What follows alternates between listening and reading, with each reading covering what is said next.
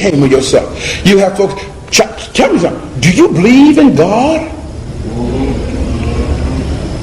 How many of y'all have ever been asked that question? Do y'all not know that those kind of questions did not happen until the Europeans invaded Africa? Africans never asked a question like that. That's one of the dumbest questions there is. Because see, when people ask that question, they don't really mean, do you believe in God? What they mean is, do you believe what I believe? That's what people mean when they ask that question. And if your answer does not satisfy their paradigm, then they feel it's their duty to straighten you out. Am I making sense, y'all? You see, religion assures us that our limited minds should never lose sight of the inconceivable God, whose qualities we can't comprehend. Oh, that's so deep.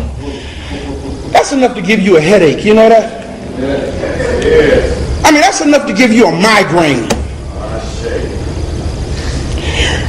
Everybody repeat after me. Religion is the art of occupying limited minds with that which is impossible for them to comprehend.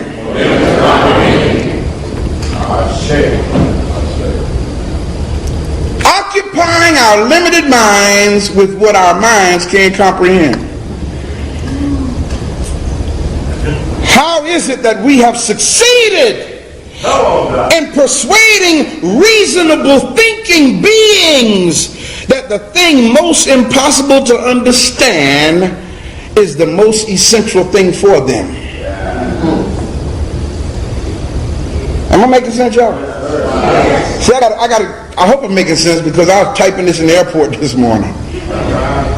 And of course all the noise and everything going on, but that, it's just... Listen, it is because we were frightened. I'll tell you how we got there, how they got us there. All you got to do is scare people. Put fear in them. Make them afraid. It is because we were frightened. It is because when people are kept in fear, they cease to think. Oh, shucks, man. It is because we've been trained to distrust the very thing that the Creator put in us to think. God, listen, y'all, God designed your brain to think. God designed your brain to receive things systematically. Now, the best proof for that is our children.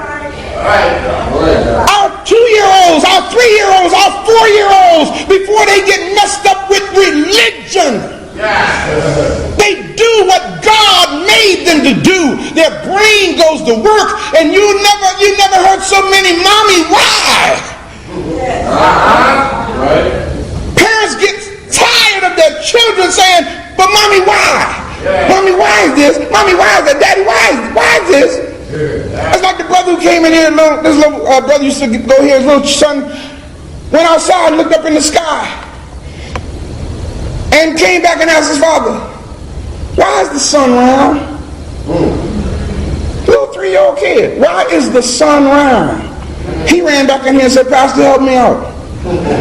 Like I could answer the question. But I was impressed with the fact that this 3-year-old black child looked out into the cosmos and saw something and tapped into it and asked about it. Why? Why this? Why that? Why this? Why that? Why this? Now, who do you think made our minds to do that? The Almighty did. That's how God designed your mind to think.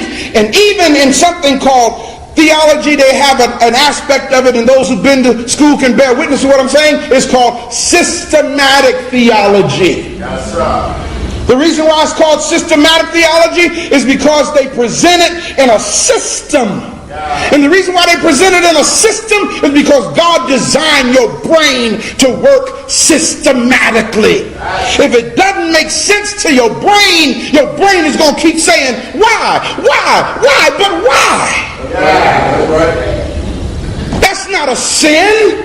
God made your brain to work like that. But then we reach religion, and religion says, don't ask why. Religion says, just believe it. It don't have to make sense to you. Believe it, because without faith,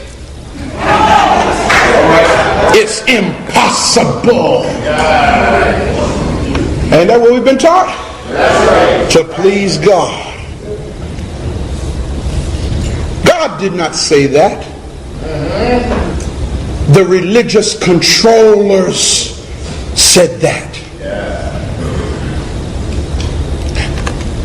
Can I drop something on y'all?